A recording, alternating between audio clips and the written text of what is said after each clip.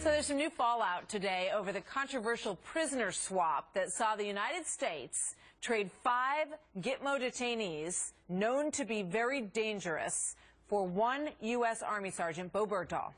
Congressman Tom Cotton dished out some very harsh words for the administration at a House committee hearing after he felt that they had tried to undercut Bergdahl's fellow soldiers' credibility about his supposed desertion. 5 years ago today, I was a captain in the United States Army in Logman Province, so I think I will take the prerogative to speak on behalf of the soldiers in Afghanistan.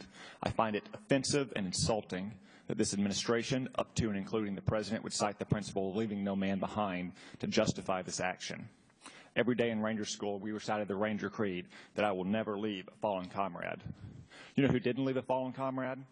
Cody Full, Darren Andrews, or all the soldiers who went after him in the weeks and the months after his disappearance, knowing that he had deserted. Joining us now, Republican Congressman from Arkansas, Tom Cotton, in the middle of a Senate race that is a very big Senate race in Arkansas, and we're going to take a look at some of that in just a moment. But I first want to welcome you, Congressman. It's good to have you here today. And as you pointed out, you're an Army Ranger, former Army Ranger, served in Iraq, correct? Iraq and Afghanistan. So you obviously were very upset, and that video went viral, as we say, on YouTube. It's been everywhere over the course of the last couple of days. What were you so upset about?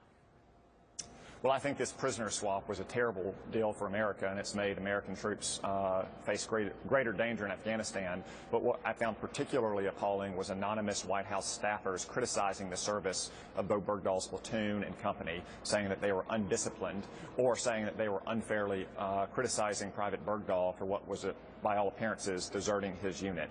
Yeah. These are anonymous staffers who spent the last 10 years patrolling the mean streets of the Georgetown cocktail party circuit. The closest most of them have probably ever come to a gun is a water pistol at the White House Easter egg roll. So they need to come forward and speak in their own names, or they need to just thank the soldiers of Blackfoot Company for the service they performed and for keeping them safe in Washington, D.C. You make a strong point. We have spoken to some of Bowe Bergdahl's fellow soldiers who have, reported here on our show about what they believe was his desertion. All of that will come out, I expect, as this investigation continues. What do you think needs to be next for Bowe Bergdahl?